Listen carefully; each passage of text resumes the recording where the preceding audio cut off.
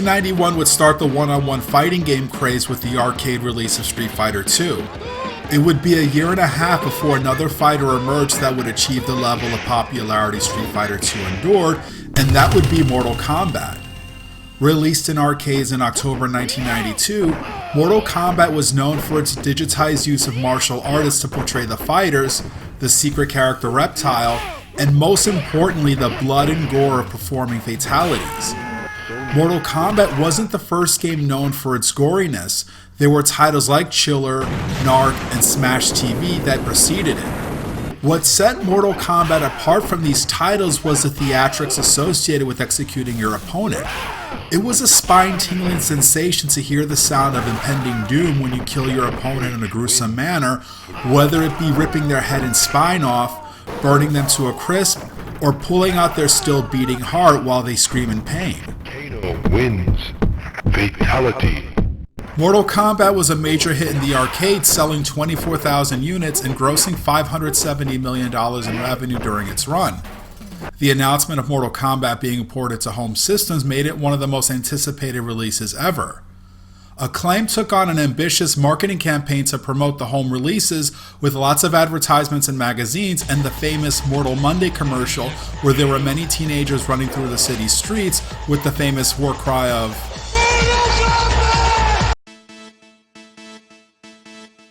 On Monday, September 13, 1993, Mortal Kombat was released for the Genesis, Super NES, Game Boy, and Game Gear, followed by a Sega CD release in May of 1994.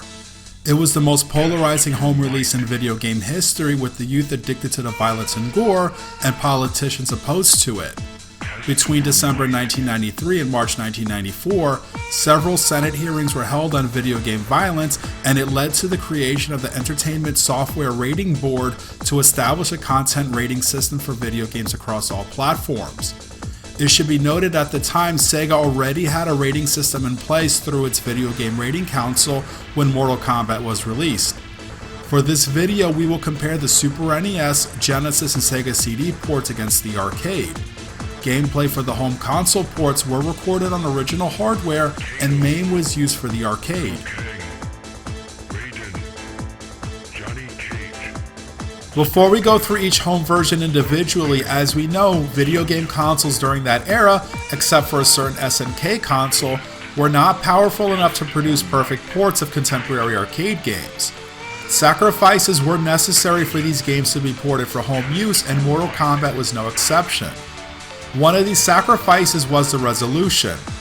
Mortal Kombat ran on 400 by 254 resolution, allowing for large sprites and detailed backgrounds. Every home console port ran on a lower resolution, resulting in smaller character sprites and less detailed backgrounds. The Super Nintendo version ran on 256 by 224, while the Sega Genesis and Sega CD ports ran on 320 by 224. Here's a sample sprite comparison of Kano for each version. These images are to scale. If you compare the pixel height of the character sprites versus the pixel height of the screen, the sprites in the console ports take up less space than the arcade. I'll go over other graphical differences throughout this video. Leading off will be the Super NES port. This was handled by Sculptured Software. The intro features Goro smacking the Acclaim logo. We can all make jokes on that. The attract mode for this port differs from the arcade in that the wind poses are used for the bios for both the fighters and Goro.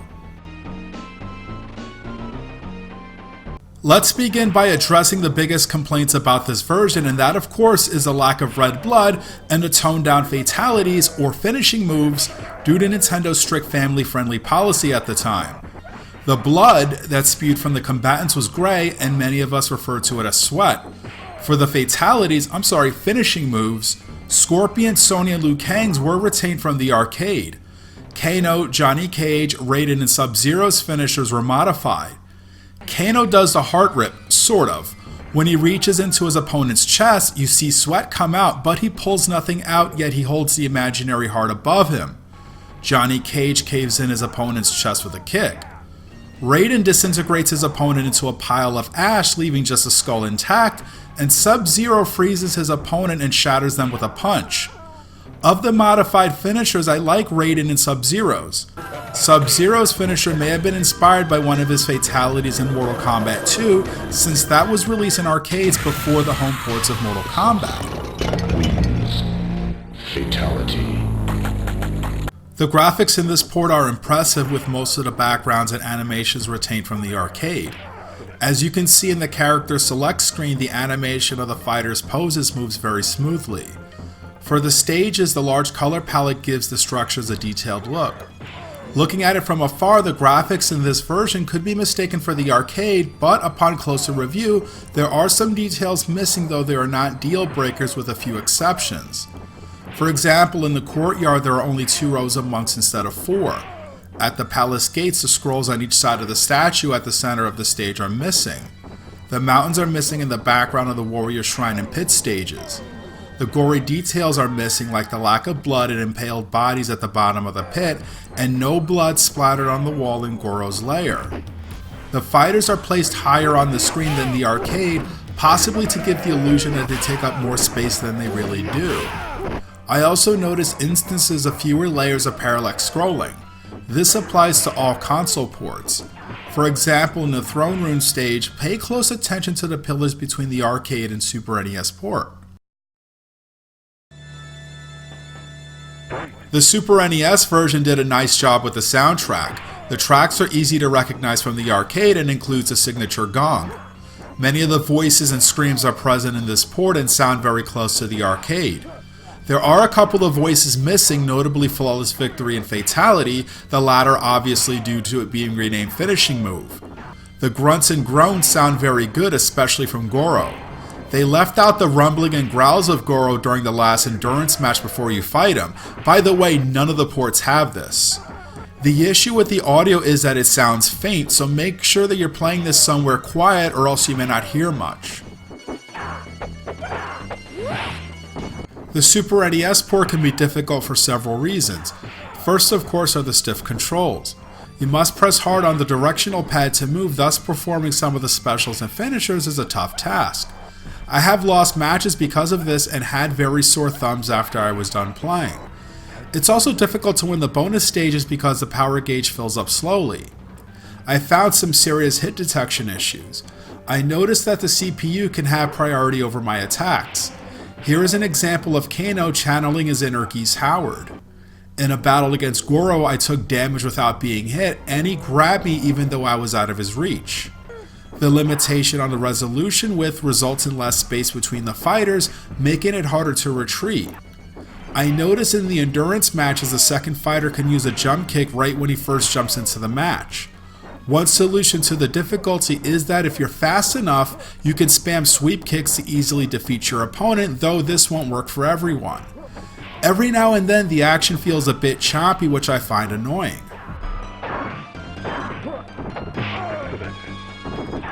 For miscellaneous info, in the endurance matches, when the first opponent is defeated, he or she disappears in flames as opposed to laying on the ground while you fight the second opponent. This applies to all 3 home console ports. When Shang Tsung is defeated, the spirits of the other combatants are released from his body, just like in the arcade. The Super NES port does not use the endings based on the arcade, and you don't see the actors jump in and pose when they do the roll call.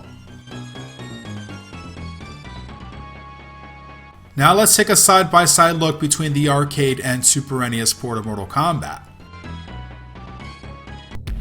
Fight!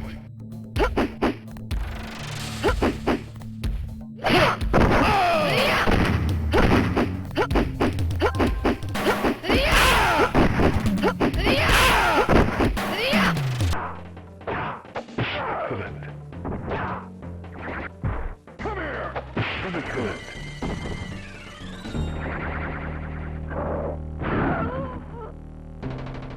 Scorpion wins. Excellent.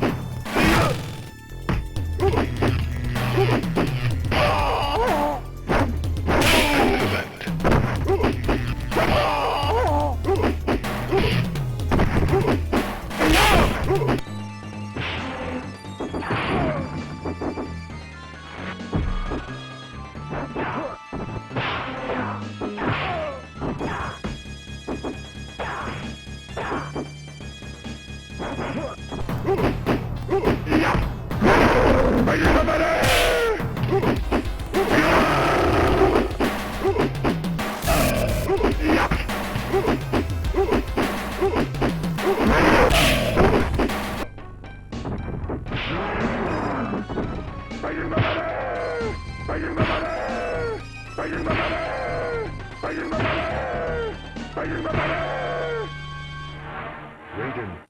wins.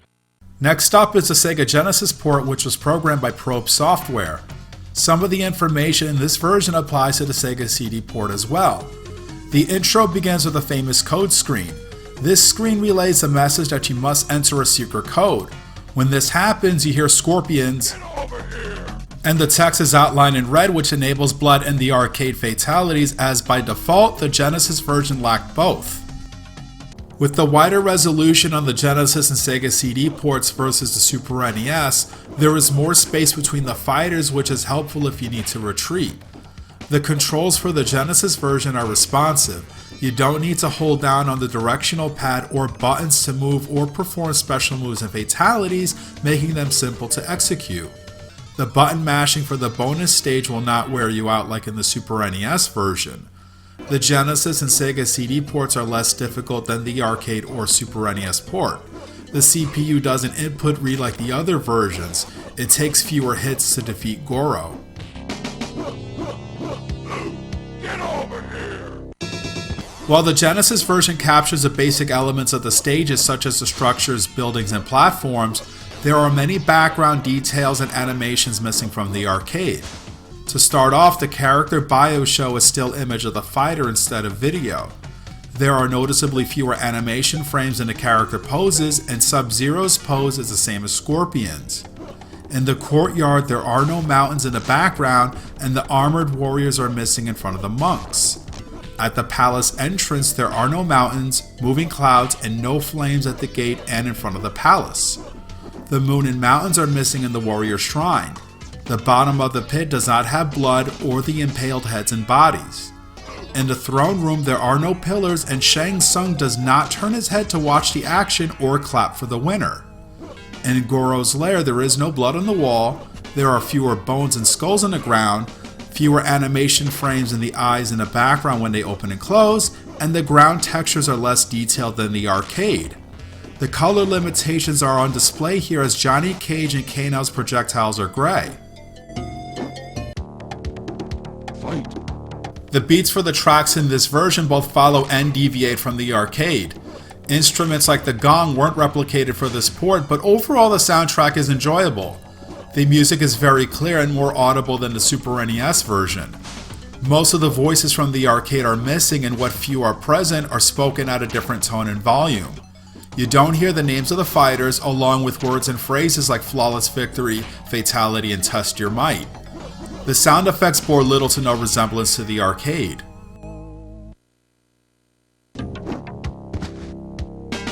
Like in the Super NES port, Scorpion, Sonya, and Liu Kang's fatalities are the same as the arcade, even if the blood code is not entered. Some of the modified fatalities in the Genesis version are toned down further than their Super NES counterpart.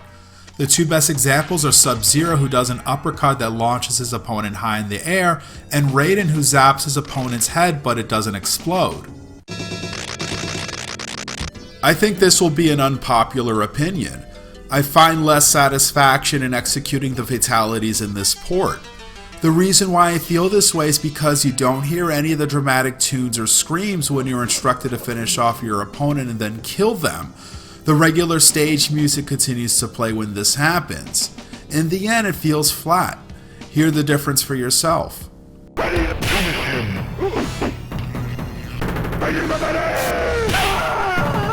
Raiden wins. Fatality. Finish him.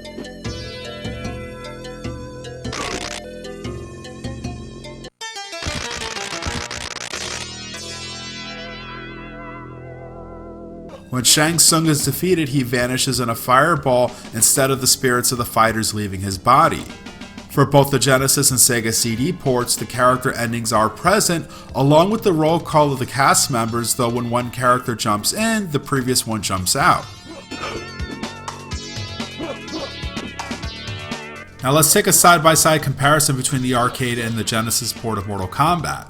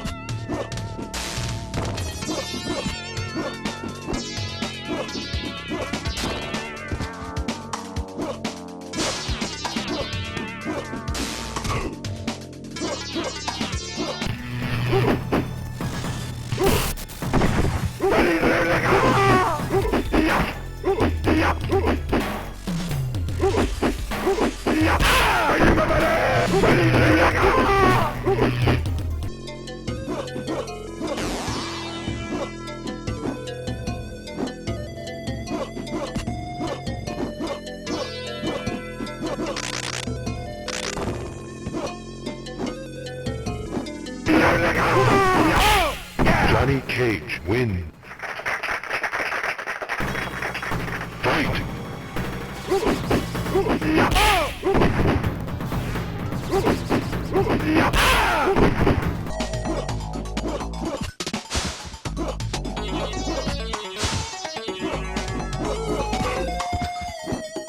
Get over here!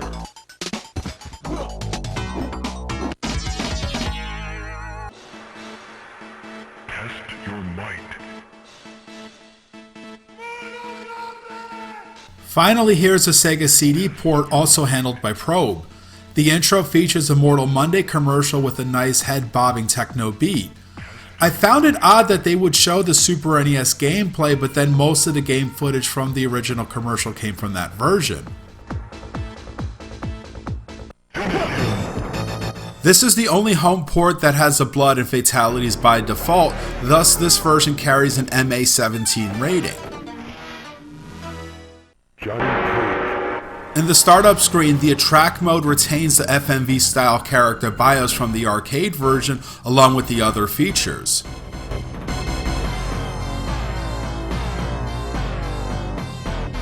At first glance, you might think that the graphics for the Sega CD port are identical to the Genesis, but there are several animations and details not found in the Genesis version. There are more animation frames in the fighter poses. Sub-Zero uses the correct pose. The palace entrance has some of the flames that were missing in the Genesis port. The bottom of the pit has blood with the impaled heads and bodies. In the throne room, Shang Tsung turns his head to watch the action and claps for the winner. In Goro's lair, the ground texture is more detailed, more animation frames when the eyes in the background blink, and there are more skulls and bones on the ground. There was an improvement in the color display in some spots, like in Goro's lair where the blood by the skeleton is red and the moss along the bricks is green. Unfortunately, Johnny Cage and Kano's projectiles are still gray.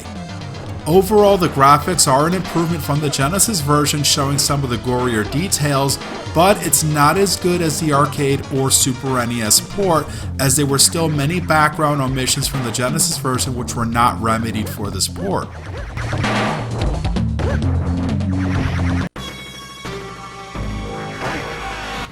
Being a CD game, it utilizes the tracks directly from the arcade, though not all tracks are present. For example, the Palace Entrance and Warrior Shrine tracks are missing.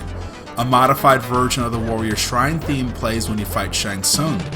Tracks do not always play according to their stages or in certain events. For example, the pit theme plays in the courtyard stage.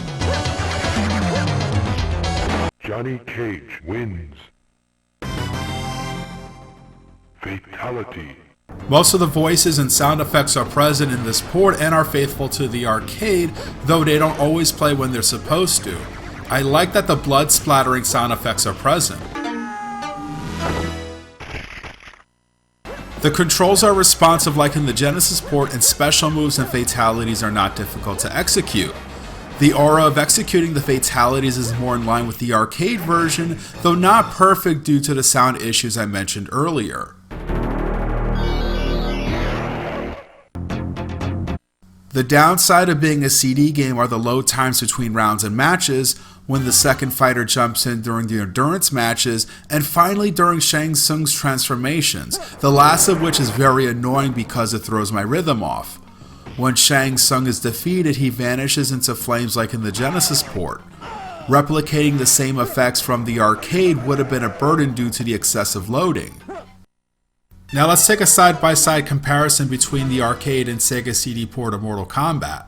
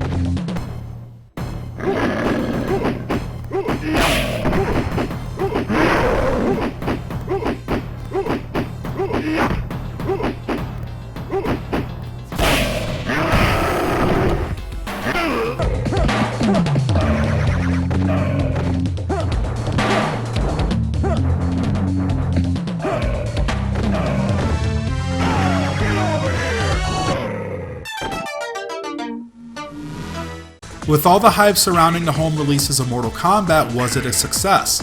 From a sales standpoint, absolutely. From what I have found, a link will be in the description, Acclaim sold 3 million units within the first 3 weeks, and the Genesis version outsold the Super NES version 3-1. I'm leaving out the Sega CD port because it came out several months later, and not many people owned a Sega CD. From a quality standpoint, was it a success? Honestly, my answer is no. Every home port had its shortcomings that prevented them from completely capturing the look and feel of the arcade. The Super NES version had excellent graphics and sound, but it was missing the main selling point of this game and had poor controls. The Genesis version had excellent controls, but the look and sound were not up to par. The Sega CD version played and sounded well even with the mixed up tracks, but the graphics, though an improvement over the Genesis version, comes up short against the Super NES and arcade. Between these home ports, I would say the Sega CD is my favorite, followed by the Genesis, and not surprisingly last the Super NES version, despite having the most potential of the three. Despite the flaws in the home releases, I spent as much time playing them as I did in the arcade. Whenever I came home from school, I would immediately pop in the cartridge or CD to play Mortal Kombat. It had an impact on me as I enjoyed making sketches on my pad of the characters, and I drew made-up fatalities using characters from other works like Sonic, Mario, and The Simpsons. I'm glad to have finally made this video since I knew many of the differences between each of the home versions dating back to when I was in high school, and I always wanted to do a presentation on it, so it's 25 years in the making. We will close things out by comparing all of the versions together.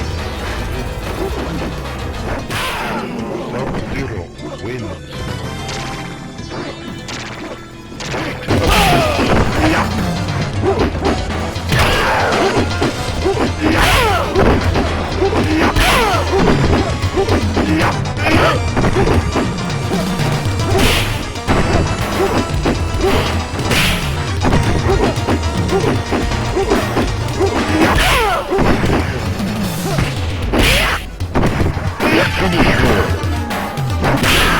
Kano wins.